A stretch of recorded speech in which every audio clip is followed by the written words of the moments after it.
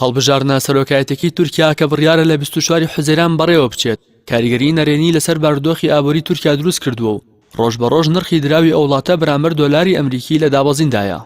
هەڵبژاردننی ئەم جارە بۆ تورکیا بەگشتی بۆ ڕەجەب طەیب ئەردۆغان سەرۆککۆماری ئەو وڵاتە و حیزبەکەی بەتایبەتی هەڵبژاردنێکی چارەنووسسازە بۆ پێی لە دوای ئەم هەڵبژاردنەوە بڕگە هەموارکراوەکانی دەستوری تورکیا کە لە ڕاپرسیەکەی نیسانی 2007 سەرکەوتنی بەدەستێنا دەچێتە بواری جێبەجێکردنەوە کە دەسەڵاتەکانی سەرۆککۆمار بە شێوەیەکی بەرفراوان زیاد دەکات. سەرەڕای ئەوەی لەم هەڵبژاردنەدا خولێکی نوێی پەرلەمان دیاری دەکرێت بەڵام حکوومەت دروست ناکرێت و دەسەڵاتەکانی دابش دەکرێت و زۆرینەی دەسەڵاتەکان دەچێتەوە لای سەرۆککۆمار. هەڵبژاردنەکە لەلایەن زۆرێک لە وڵاتانی ئەوروپاوە ڕوبەڕووی ڕخنەی تونند بوویەوە بەو پێی لە کاتێکدا بەڕێوە دەچێت تورکیا لە ژێرباری نائاساییدایە.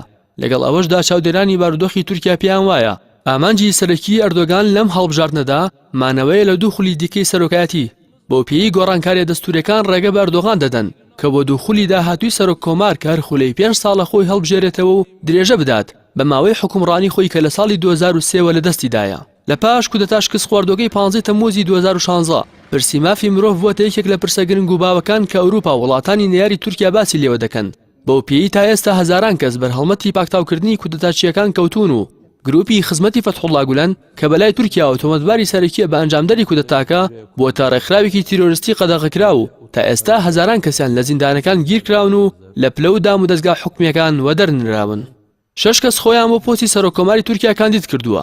هەرچەندەوە چاوەڕوان دەکرا کە هەموو حیزبە ئۆپۆزیسیۆنەکانی تورکیا لە بەرامبەر ئەردۆگان یەک کاندیدی بەهێز دیاری بکەن بەڵام سەرنجام ڕێک نەکەوتن و جەهپا کە گەورەترین حیزبی ئۆپۆزیسیۆنە لە وڵاتە محەڕەم ئینجەی وەک کاندیدی خۆی دیاری کردو لای خۆشیانەوە هەدەپە جارێکی تر سەلاحەدین دەمیرتاشی کرد بەڕکابەری ئەردۆغان بۆ سەرۆکایەتی تورکیا.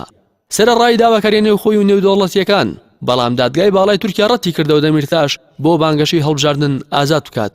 هەڵبژاردننی ئەم ساڵی تورکیا هەڵبژاردنێکی پێشوەختەیە و بەر لە 18 مانگ لە کاتی خۆی ئەنجامەدرێت لە ماوەی 142 ساڵ و بەسەر جەم قۆناغ و سیستەمە سیاسیەکانیەوە. تورکیا سیوەک هەڵبژاردننی بەخۆیەوە بینیوە و هەڵبژاردنەکانی 24 حوزەیران دەبێت بە ژمارە 32 لە مێژووی دوور و درێژی هەڵبژاردن لە وڵاتە.